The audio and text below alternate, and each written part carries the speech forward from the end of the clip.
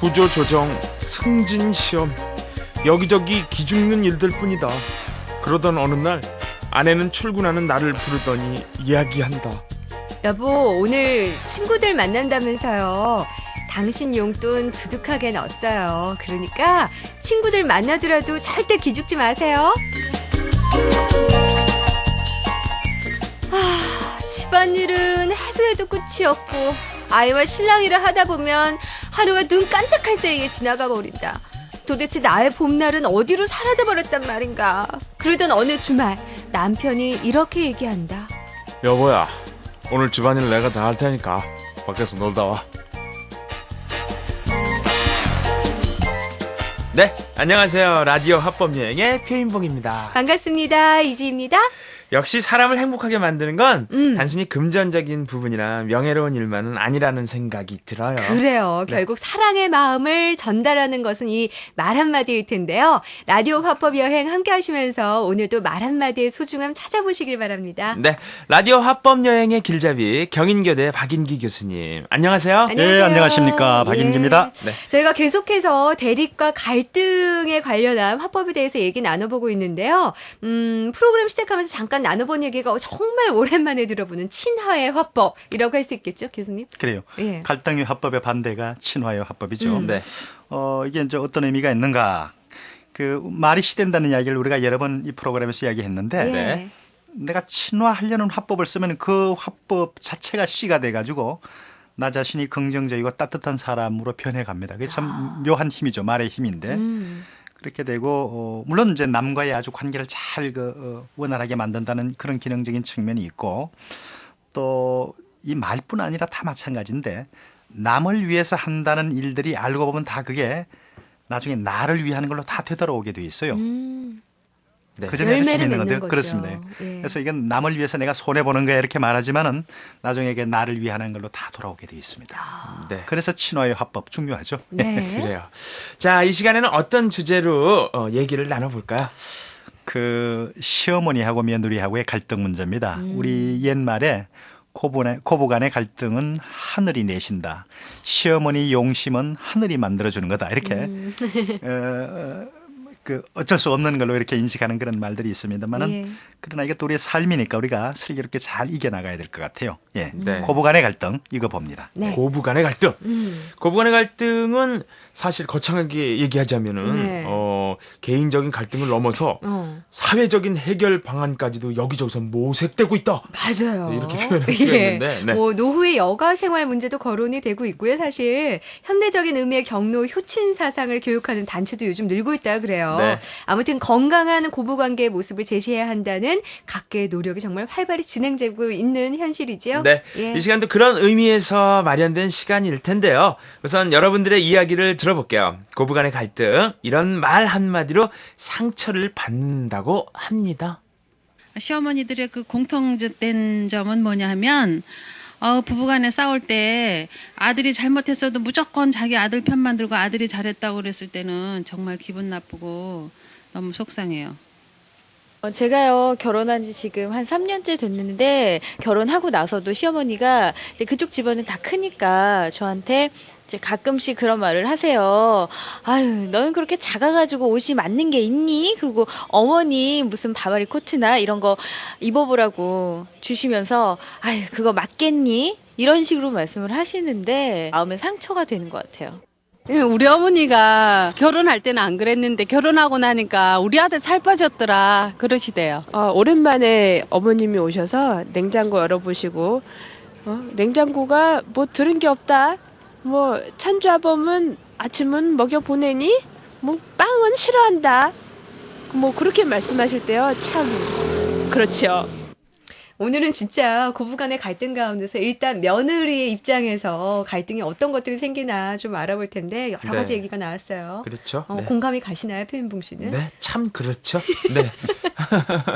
사실 정말 이 고부간의 갈등은 뭐 특별한 문제나 사건보다는 정말 일상생활에서 아주 소소한 의견 차이에서 나오는 경우가 정말 대부분일 것 같아요. 네. 바로 이런 경우도 그렇지 않나 싶습니다. 한번 들어보시죠.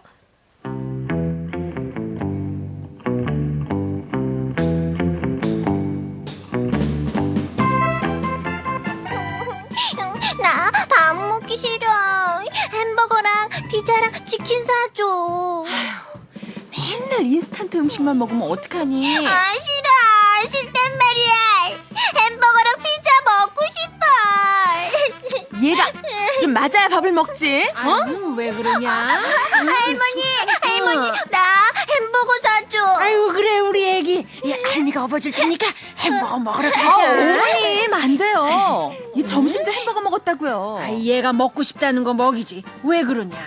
안 돼요. 건강 나빠져요. 안 그래도 얘 비만이라는데.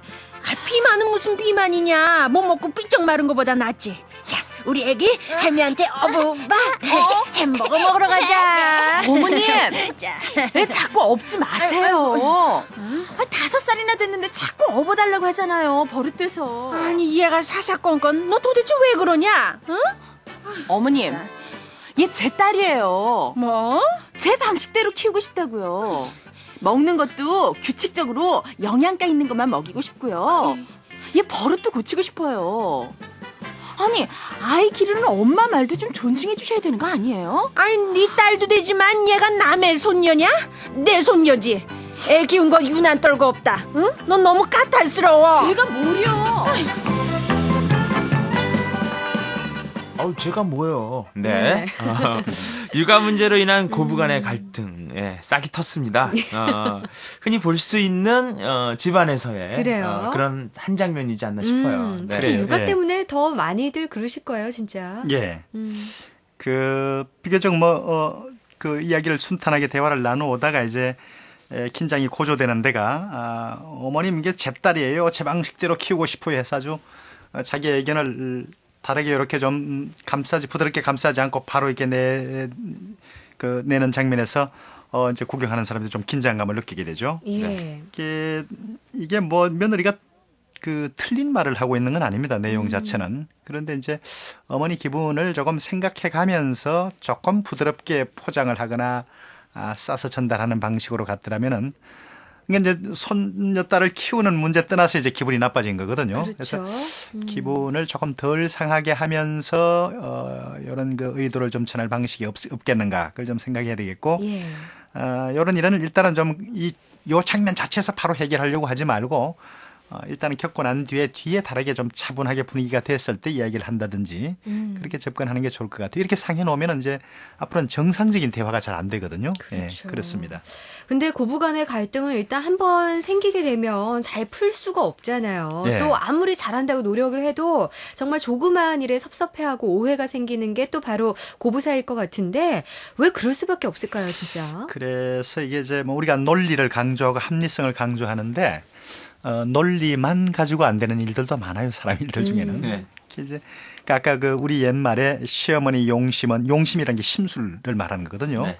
하늘이 내는 것이다. 고부관계는 하늘이 미리 다 그렇게 만들어준 것이다 하는 것들은 이게 타고난 것이다. 뭐 그런 뜻도 있습니다. 그래서 대체로 이제 그런 측면, 이 관계 자체가 아주 본질적으로 그렇게 된다는 측면하고 심리적인 측면에는 소위 이제 어머니로 봐서는 아들, 아내로 봐서는 남편을 서로 이렇게 독점하겠다, 독차지하겠다라는 것이 있어요. 그래서 어머니는 며느리에게 뺏겼다는 생각을 하고 또 너무 시어머니가 과도하게 간섭하면은 남편을 시어머니가 그대로 지금까지 결혼하고도 차지하고 있다라고 생각하고 이런 갈등이 심리적인 측면이 되겠고 그다음에 이제 문화적인 측면은 이건 이제 서서히 변해갈 겁니다. 농경 사회에 농사 지으면서 대가족이 며느리도 그 농사 짓는 노동력의 일부로 또 이제 편입되던 네. 그런 시절에 어쩔 수 없이 일을 하고 지시와 순종을 해야 됐던 그런 문화적인 토양이 아직도 남아 있단 말이죠.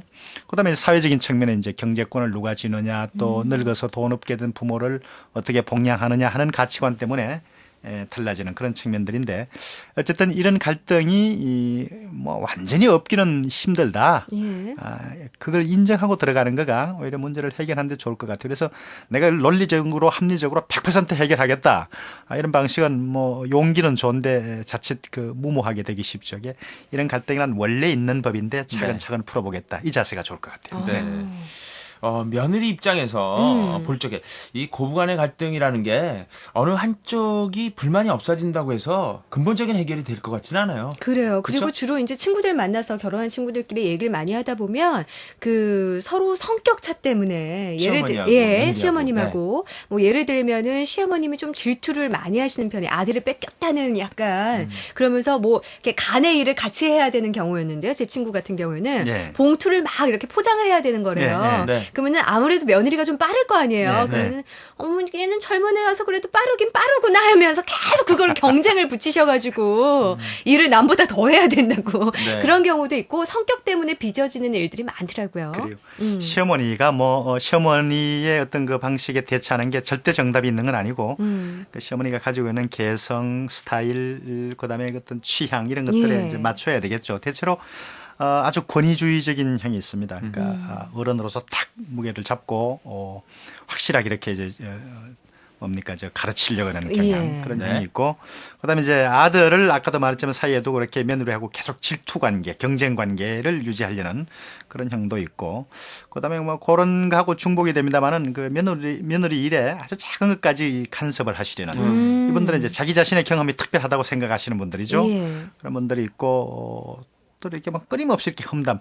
공원에 아침에 일찍 가면 그 할머니들 쭉 오는데 지나가다가 들으면 거의 95%가 며느리들에 당한 뭐 서러움, 험담 이런 것들이에요. 이제 그런 걸 예. 느끼게 되는데 그래서 그 내 시어머니가 어떤 유형에 속하는 분이신가 하는 걸 보고 대응을 하거나 대화법을 개발하거나 하는 것이 중요할 것 같습니다. 그러면 대응을 하려고 하더라도 좀 이렇게 사례별로 좀 집중적으로 들어가 봐야 될 것 같은데요. 네. 일단 보통 우리 시어머님들은 남자가 부엌에 들어오면 아주 큰일 나는 것으로 알고 계신 분들이 많으시거든요. 예, 예. 사실 근데 집안일이라는 게 여자의 목만은 아니잖아요. 예. 예, 요즘에 들어서는 특히 더. 요즘은 뭐 아주 빠른 속도로 그렇게 변화가 돼가지고 가사를 예. 분담하고 특히나 이제 맞벌이 부부들이 일반적인 형태로 잡으면서 이거를 또 이제 그 조금 개방적인 시어머니들은 인정하는 분들도 많습니다. 그렇죠. 많은데 예, 전통적인 경우는 잘 안 되죠. 그래서 이런 경우는 따님의 경우하고 예를 들어가지고 어머니 생각이 이중적이다.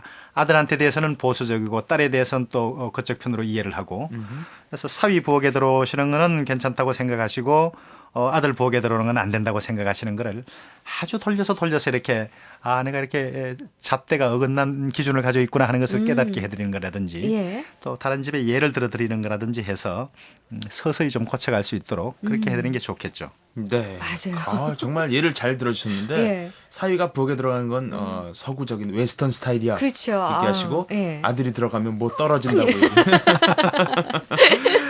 가사 분담도 이 고부간 갈등이 중요한 이유일 텐데요. 함께 시어머니를 모시고 사는 경우에는 이 시간이나 경험, 상황에 따라서 적절하게 서로의 역할이 배분돼 하는데 의뢰 며느리는 이 시어머니 눈치를 보게 됩니다. 그렇죠. 이거 무시할 수 없죠. 또 그 전업주부인 경우라면 특히나 더 그럴 것 같고 그래요. 또 직장 생활을 하는 며느리의 경우도 조금 더 다를 것 같아요. 집안일은 뭐 직장을 갔다 오니까 며느리가 많이 못할 것 같다라는 생각도 들거든요. 네. 예, 뭐 이 경우에는 시어머니가 그 점진적으로 이해를 하고 이런 상황에 적응하는 힘을 기르셔야 됩니다. 그래서 이걸 인정하지 않으려고 하면 계속 힘드시게 되거든요. 네. 그래서 이걸 인정하게 해드리는 노력들을 좀 해야 될 것 같아요. 그래서 이 요즘의 직장 풍토나 그다음에 그 며느리가 나가서 일을 하는 것의 성질이 어떤 건가를 예. 다른 대화 시간에 아주 그 친화감을 가지고 이야기를 해드리는 것이 좋죠. 그래서 서서히 그 이해가 될 수 있도록 그런 노력을 해야 될 것 같습니다. 예. 네.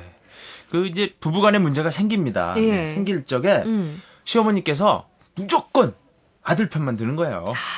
단 한 번에 예. 자기 편을 들어준 적이 없고 오. 예? 이런 시어머니 정말 대하기가 쉽지가 않을 텐데요. 섭섭하기도 하고 그럴 것 같아요, 진짜. 예. 이제 우리가 이 고부간 시어머니와 며느리 간의 갈등이라고 그러지만 사실 현상적으로는 고부간 플러스 아들 그렇죠. 이 3자의 갈등이 사실은 이 현상 속에 있는 것인데 이거는 이제 시어머니 이 방송을 들으시는 시어머니들에게도 좀 이게 우리가 같이 생각해 보고 싶은 건데 우리가 일반적으로 안다고 다 말하지 말라 뭐 이런 거 있지 않습니까? 그 자식 부부의 문제에 대해서 내가 어디까지는 좀 관심을 보이고 어디까지는 자기네들의 일이다. 이 금을 하나 그어두시는 게 필요해요.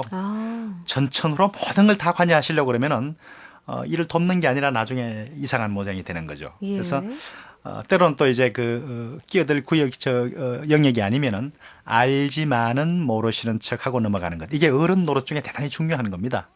알아도 모른 척하고 넘어가는 거. 이게 시어머니뿐 아니라 사회나 직장이나 이런 데서도 괜찮은 어른의 어떤 스타일 중에 알아도 모른 척 이게 필요할 때가 있습니다. 예. 그다음에 부부들도 그렇습니다. 부부들도 자기네들의 갈등이나 대립을 가급적이면 어른들이 시어머님이 모르시게 처리하는 게 좋아요. 모르게끔. 우리 흔히 보지만은 이른 아침 새벽이나 늦은 저녁에 공원에 나와서 막 언성 높이고 싸우는 부부들이 자기네들의 문제를 어른들에게는 폐를 안 끼치고 해결하겠다는 상당히 지혜로운 어떤 생활 패턴이거든요. 예. 나와서 싸우는 거죠. 들어갈 때 웃으며 들어가고 이게 어른들에 대한 배려고 공경심이기도 해요. 네. 예. 근데 또 따로 살면은 모르겠지만 같이 살 경우에 이제 남편이 뭔가 잘못했는데 늦게 들어왔단 말이에요. 네. 그럴 경우 이제 아내의 입장에서는 벼르고 있잖아요. 네, 네. 그럴 경우에 어머님이 먼저 선수를 치셔갖고 아들 들어오자마자 막 호통을 치시는 경우 있어요. 그 며느리 입장에서는 좀 난감해지거든요, 사실. 어머니가 야단치는 내용 자체는 맞는 거죠. 예. 늦게 다니면 되겠느냐, 술 좀 적게 먹으라 등등이신데, 근데 그게 이제 며느리 바가지를 차단하기 위한 그런 교묘한 전략이 들어있고, 예. 그거 자체가 상습화가 되어 있다면 며느리에서는 이제 스트레스가 되는 거죠. 그렇죠. 그래서 이게 상습화가 되네요. 아주 높은 수의 이 아들 편 챙기는 그런 네. 모습이 되니까. 요건 이거 상황에 따라서 이제 상황별로 대처를 해야 될 것 같습니다. 예. 곁들여서요, 이런 경우에 남편과 아들 입장이 애매해지거든요. 네. 그렇죠. 예, 이럴 때, 남편의 입장에서는 어떤 태도를 취해야 이 되는지. 고충을 한 번도 안 겪어봤다는 남편들은 없을 없을 겁니다. 거예요. 이게 예. 이제 어떻게 보면 아주 본질적인 것이기 때문에 사람은 사는데. 근데 중간에 남편이 태도가 왔다 갔다 하면 이게 이제 엉망진창이 됩니다. 태도는 일관돼야 돼요. 며느리가 예. 보더라도 이 문제에 관한 남편의 태도는 이전이나 지금이나 변함이 없다. 어머니 쪽에서 보더라도. 태도는 일관되되 다만 어머님을 만나서 드리는 말씀, 아내에게 하는 말씀은 그때그때 형편에 맞게끔 위로를 드리거나 네. 아니면 그래 어머님 이건 좀 과하신 것 같아. 아내가 이건 좀 깊게 생각을 못한 것 같습니다. 하고 위로를 해드리는 방식을 취해야 돼. 그때 말의 표현은 그렇게 좀 융통성을 살리되 기본적인 태도는 일관성이 있어야 돼. 태도가 어긋나게 되면 이건 나중에 수습할 수 없게 됩니다. 그래서 그리고 이제 세 사람이 같이 있을 때 어느 한쪽을 너무 편드는 거. 이거는 구조를 아주 망가뜨리게 되죠. 네. 어머니, 아내, 남편이 같이 있는데 남편이 어머니 편만 일방적으로 든다거나 아내 편만 일방적으로 든다거나 그럴 때는 가만히 듣고 나중에 함께 좀 깊이 같이 생각해 봅시다 하는 식으로 문제를 가져가는 게 좋을 것 같아요. 예. 그렇다면 오늘 고부간의 갈등 가운데서 이제 며느리 입장에서 알아봤으니까 좀 이렇게 좋은 며느리가 되기 위해서 언어관도 좀 좋아져야 될 것 같아요. 네. 말하는 화법 이런 것도. 그렇죠. 예. 이제 이 직설법으로 이렇게 말하는 것들은 때로는 이렇게 상처가 되거나 좋은 내용이 있음에도 불구하고 바로 이야기한다는 것 때문에 이제 상대가 좀 불쾌하게 생각하거든요. 네. 그래서 기분 좋게 하는 말 그리고 늘 칭찬의 사례를 앞에다 놓고 뒤에 요구 조건을 좀 제시하는 그런 지혜. 예. 그다음에 표현은 늘 부드럽고 따뜻해야 돼요. 그 안에 들어있는 내용은 대단히 중요한 거라 하더라도 온유하고 겸손한 말. 네. 그다음에 어떤 주장이나 제안을 할 때는 시어머니가 반기지 않을 경우에 그거에 대한 대안 후보 항목을 반드시 준비해 두는 게 좋아요. 어머니 그러면 이러면 어떻겠습니까 하고 예. 다시 내놓는 거. 무조건 밀어붙이는 게 예. 아니라. 근데 이제 이 안에서 절대 양보 못한다 해서 어머니가 이거 거절한다 이렇게 처리할 것이 아니라 예. 그 절충된 안들을 늘 폭스로 가지고 있는 게 필요합니다. 이게 네. 지혜로운 며느리죠. 네. 네. 고부간의 갈등은 둘 사이의 관계뿐만 아니라 예. 가족 전체에 영향을 끼치니까 말이죠. 그렇죠. 네, 서로 예. 이해하는 노력이 필요하겠어요. 네. 다음 시간에 어떤 주제 알아볼까요? 고부 갈등 끝도 한도 없는 거랍니다. 우리도 한 번 더 하겠습니다. 다음 주에. 그래서 예. 오늘 도움 말씀 주신 경인교대 박인기 교수님 고맙습니다. 예, 고맙습니다. 네, 라디오 합법여행 www.ebs.co.kr로 들어오셔서 많이 남겨주세요. 네, 여러분들 많은 참여 기대하면서 저희는 여기서 인사드립니다. 여러분 안녕히 안녕히 계세요. 계세요.